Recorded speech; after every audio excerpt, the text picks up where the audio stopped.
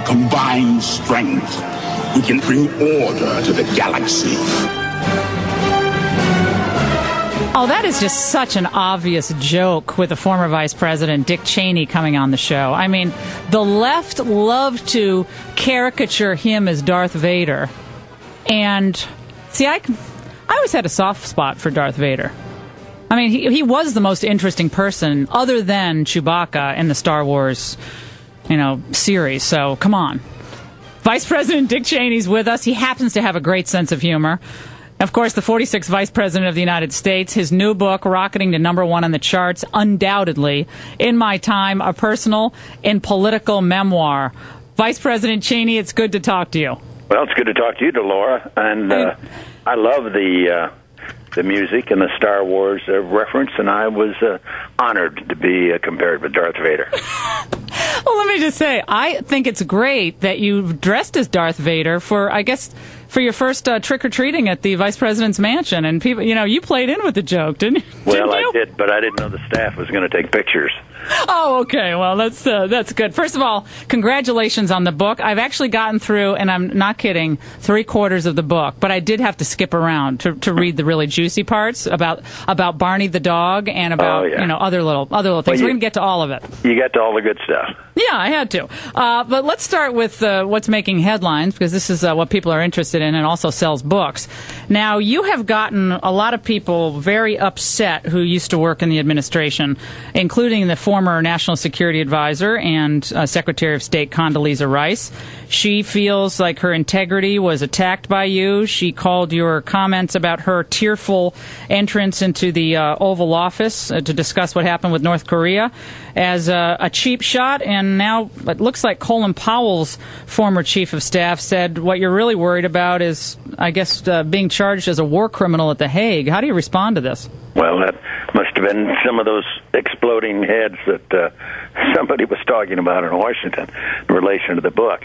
I think it's overdone. I think they ought to read the book, and they may not agree with my interpretation of events or the report that I've given on some of those key issues, but they're legitimate policy differences, not meant or intended to be personal attacks. And on the issue of North Korea, you did write that the Secretary of State was really focused on getting these six-party talks underway and wanted real progress on the North Korean nuclear proliferation issue, and you portrayed her as fairly naive in this process. Is that an accurate sum up of your book? Well, the concerns I had, we'd done an effective job of stripping Saddam Hussein of any WMD capability when we arrested him. Muammar Gaddafi, when he saw what we did to Saddam, surrendered all of his nuclear materials. The AQ-Con network was taken down, and he was placed under house arrest. We had a good track record in that area. Then we ran into North Korea, and in North Korea, they tested a nuclear weapon in 2006. We laid down a marker, a red line, and said, whatever you do, don't proliferate that technology to others. And a few months later, we found out that they'd been working for years on a project to build a nuclear reactor for the Syrians in the eastern Syrian desert.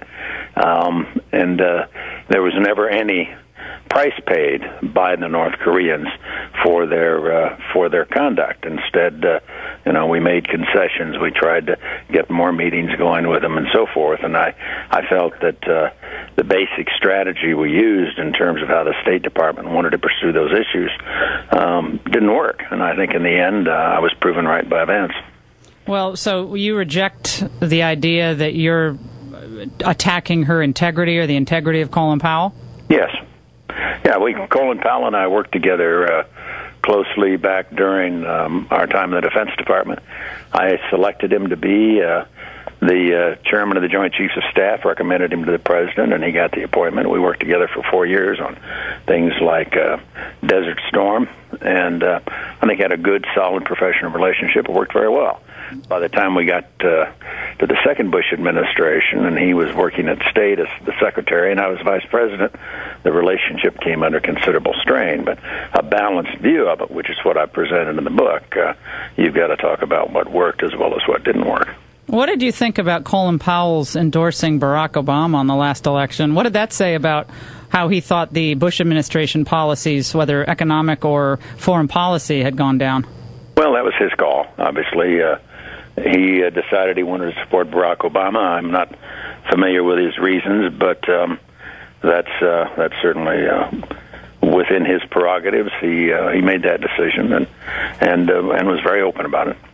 Well, I know you're familiar with what the American people think now about the Iraq War, and you know I broadcast from Iraq and do enormous amount to. I try in my own way to support the troops, and I always want the best for them. But the facts are, Mr. Vice President, that the American people today, 66% oppose the war in Iraq. And then, Gallup did the poll back in August of last year, and 53% said basically the war is going to be judged a failure. In your book, you said that basically you did most things right and you didn't apologize. What do the American people not understand about this war that they should all these years later? Well, I think people, clearly a number of people do oppose it. I'm not quarreling with the poll results, but I think it's important to understand what was at stake here and why it was so essential that we move forward. I'm convinced today, I was right after 9/11, even before 9/11, that the biggest threat we face is the possibility of a terrorist organization acquiring a weapon of mass destruction, a nuclear bomb or biological agent of some kind that they can then use on one of our cities. It would be absolutely devastating. The death toll would run to hundreds of thousands. It would be unlike anything we experienced even on 9/11. I think that's sort of the ultimate threat we're faced with these days. And I understand everybody's desire to want to end the conflict and reduce the cost, both cost in terms of lives and in terms of finances. But the fact of the matter is that part of the world is very significant because of this problem of proliferation of nuclear weapons and nuclear capabilities. And we saw it with respect to Saddam Hussein. He had produced and used weapons of mass destruction. Everybody believed he had them. The report afterward showed that he didn't have any stockpiles, but he clearly did have the capacity to resume production on short notice once the sanctions were lifted. Right, but that's clearly, though, Mr. Vice President, not what most people thought, including myself, and obviously other intelligence agencies believe there was an active program perhaps underway, that they had some of these stockpiles that'd be found, and we believe that. Other countries believe that as well. But George Will said this, given what we know today about Iraq. The great fact of those 8 years was we went to war, big war, costly war, under false pretenses. To write a memoir in which you say essentially nothing seriously went wrong, if I wrote a memoir of my last week, I would have things to apologize for. What is your response to what George said on Sunday? Well, I just fundamentally disagree with George. He's obviously entitled to his opinion, but remember what was going on in that part of the world during that period of time. Where would we be today if Saddam Hussein were still in business, still in power, and in the process of building nuclear weapons? Or if Muammar Gaddafi were still in power and in the process of building nuclear weapons, which he was doing before we stripped them from him in 2003 as a result of our actions in Iraq? Or if A.Q. Khan were still in business, peddling nuclear capability to the likes of Iran and North Korea and Libya. I mean, we got actively involved in that part of the world, especially because of that overall threat. It is a very real threat. It's still out there today, and I think it would have been a huge mistake for us to walk away and not take action. But if you could do it again... After 9/11, Laura, after 9/11, we were no longer in a position where we could treat a terrorist attack as some kind of law enforcement problem. No, I agree with that, obviously. We were in a situation where we were at war. There'd been an active war committed against the United States, and the biggest concern we had at the time, and I think is still valid today, is this notion of possible linkage between terrorism on the one hand and this deadly technology on the other. When we come back, the Vice President is going to tell us a little bit about his experience over the last 3 decades in government. And what qualifies someone really? What's most important in terms of professional experience to be Vice President in his estimation? We're going to ask him about that. politics today, and more, of course, on his book, soon to be #1, In My Time. Dick Cheney stays with us. For a long time, Washington acted like deficits didn't matter. I think everybody needs to recall we had a surplus back in 2000. We fought 2 wars, and we didn't pay for any of them. Well, I know Vice President Cheney likes country music. I know Liz Cheney likes country music, and they both wrote this book together. So the book, of course, In My Time, personal and political memoir. I am devouring this book. I love it. Well, I'm a junkie. Everybody knows that. And a fascinating life in government. There at the most, I would say, of the last 50 years, some of the most important moments in American history. Dick Cheney continues with us. And Mr. Vice President, well, you heard President Obama. And look, I'm not one to agree with him on much of anything, but the numbers also don't lie. I mean, when President Bush came into office, the debt at the time was about $5.7 trillion for the United States. By the time he left office, it was about $10.6 trillion. And there's at least one report that you told Treasury Secretary Paul O'Neill that Reagan proved that deficits don't matter. Are these claims true? Did you actually say that to Paul O'Neill? Well, it was in a different context than the normal talk about the deficit. It was a reference back to the early part of the Reagan administration when I was a member of Congress, and President Reagan did 2 things simultaneously. One was he cut taxes, and the other was he significantly increased defense spending to things that some people would call contradictory and that would create major concerns with respect to the deficit. In that case, it didn't. The fact that we increased defense spending contributed directly to the ultimate victory of the United States in the Cold War, and obviously the changes in tax policy and the major reduction in rates had a huge amount to do with setting off one of the longest economic recoveries in our history. Those are much more important than the deficit in those circumstances. Right, but right now, given where we are, and obviously Obama has increased the deficit exponentially, really, when you look at just the time that he's been in office compared to what President Bush contributed to it. But you would also agree, would you not, sir, that the more debt we accrue and the more deficit spending that occurs, the weaker America becomes and the less influential in many ways, as we're seeing today, on the world scene. I mean, $10.6 trillion. You guys doubled the debt over 8 years, and that is a huge hole to crawl out of. Well, and of course we had a little problem with respect to the war on terror and major operations in Afghanistan and Iraq. Obama, in a much shorter period of time, has added more debt than we did in the 8 years we were there, if we're going to start to make those kinds of comparisons. There's no question but what we've got a very serious, I don't call it just a deficit problem, but long-term debt problem. We've got to get a handle, for example, on our domestic programs and on their entitlement programs in particular. I'm very worried that we'll end up in a situation here where, in the rush to get a handle on that the part of the budget that'll suffer will be the military. I see a report running on the wires this morning that's talking about cutting our active duty force in the Army from 45 active brigades by 10 brigades, or better than 20% of the active force in terms of combat brigades. But doesn't that beg the question, Vice President Cheney? Right, but doesn't that beg the question of maybe we needed to focus more on the economy, especially in the last 4 years of the Bush administration, than we had all this focus on the Middle East, and I understand there's huge national security implications. But I mean, we were pushing prescription drugs. We were doing No Child Left Behind, and we're doing all this education ramp up and spending, and we didn't have the money for it. And now we're weaker as a result. And I know you said you did nothing. No one's perfect, but no apologies here. But my goodness, we are weaker today than we were in several years ago, and it's been a pretty quick decline. Well, but I think you got to look at the current problem that we're wrestling with. We've got the new special committee set up and so forth. You can say all you want about the Bush administration. Obviously, President Obama talks about it all the time.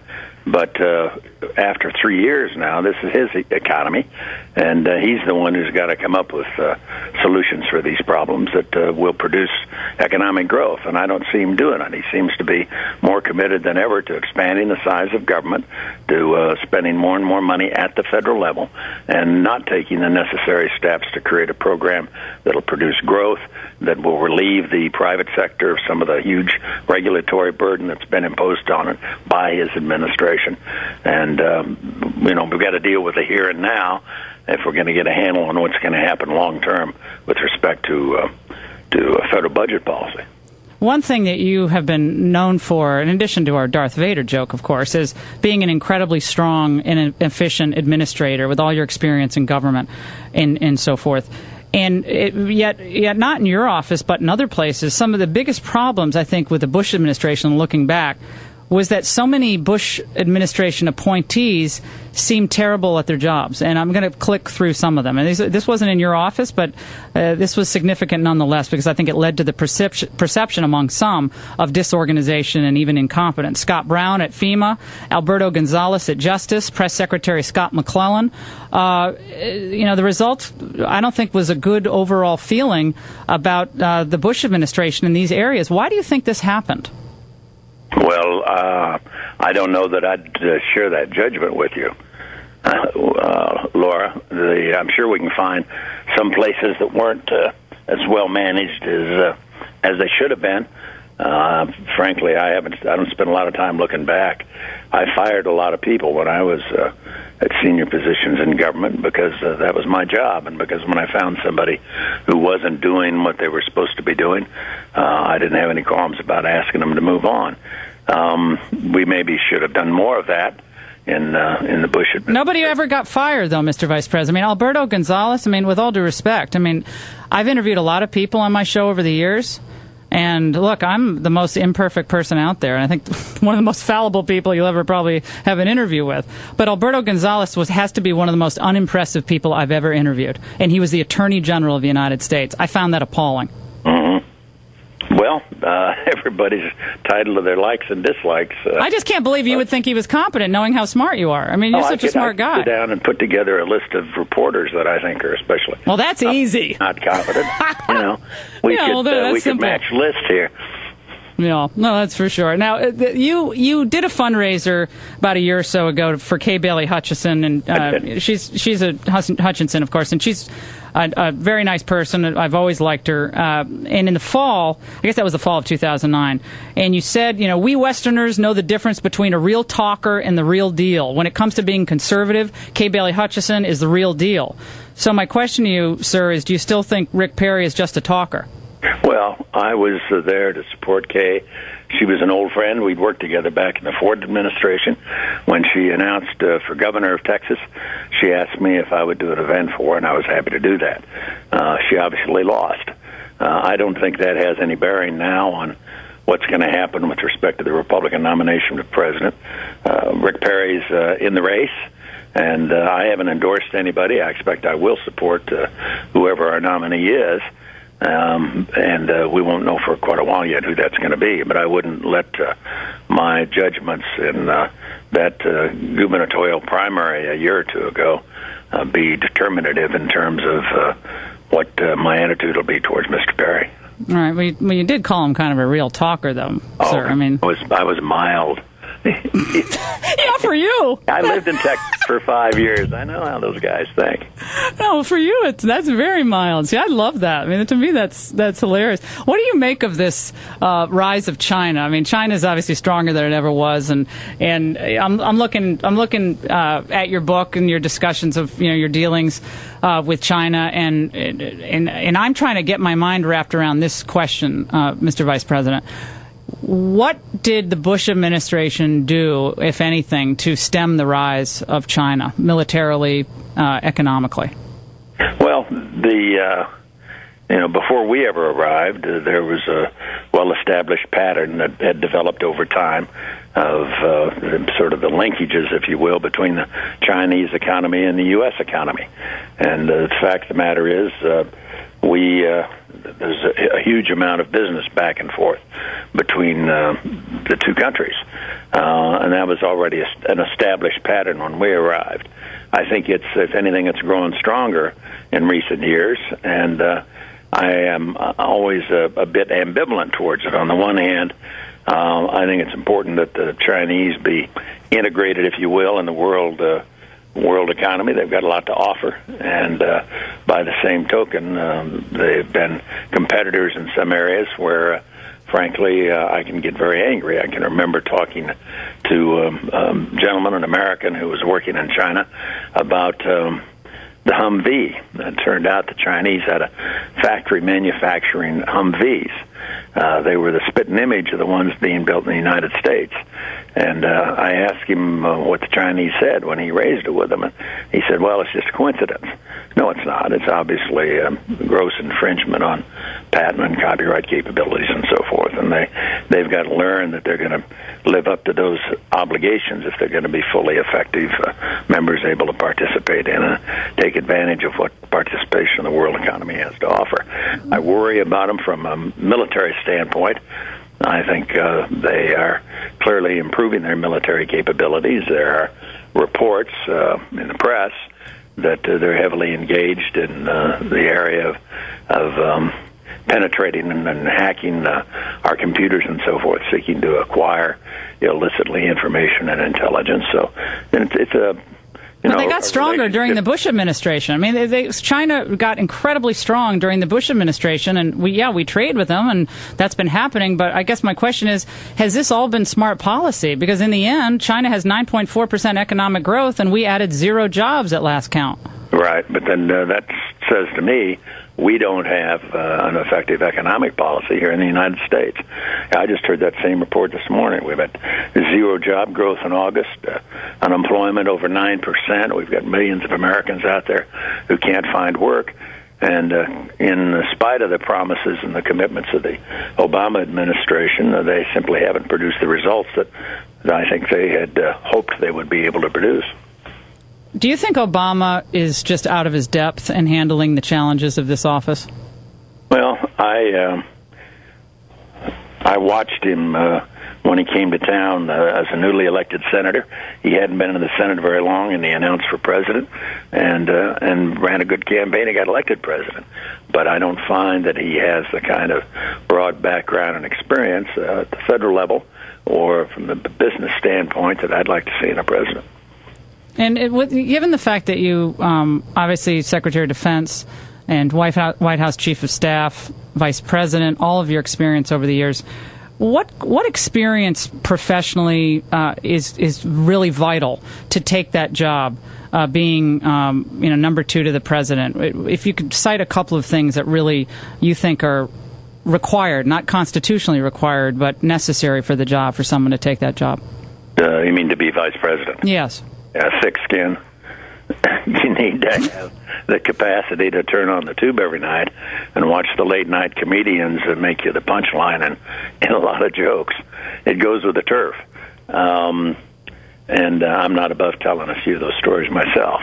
But the fact of the matter is you really do need to have the capacity to do what you think is right, to offer the advice that you think the president and the country need. You got to remember you're not in charge of anything. You don't run anything as vice president. But and you do need to have a thick skin. You'll be the subject of a lot of criticism, and some of it funny and some of it not so funny. Sarah Palin comes to mind when I think about that, because she was set to be number 2 after the Bush administration. Do you think that was well suited? Well, I've never gotten around the question of her having left the governorship of Alaska midterm. I've never heard that adequately explained so that I could understand why. Only partway through that first term she decided to step down. And still like to know more about that. Yeah. Well, and Mr. Vice President, the thing that really links us beyond conservatism and love of country and patriotism is the fact that you're a yellow lab lover, as I am. I've had 2 yellow labs in my life. And also that you didn't think Barney was all that friendly, the Bush Scotty. Right. No, we've had labs for quite a while, and we had a great one when I was vice president, and he's since passed on. But we've got a relatively new, young, large 100-pound yellow lab named Nelson, and he's a magnificent dog and a favorite in the family. No, and you didn't need an axis of evil. You had Barney and Miss Beasley. They were not friendly dogs. Let's just put it that way. I'm just... You snapped at me. I'll be sure the president knows that you're out there. Well, no, he knows that. No, no, we love the president, but the dogs weren't my. I'm a lab person, but that's just me. I understand. Vice President Cheney, thank you so much. Congratulations, you and Liz worked so hard on this book. In My Time, a personal and political memoir. It's our featured selection all week on the Laura Ingraham Show. Great. Vice President Cheney, thank you for your service to this country. Thank you for your patriotism. You love America, and few people have sat where you've sat. Until you do, you don't know how difficult that job is. Thank you so much. Well, thanks, Laura. Thanks for all you do.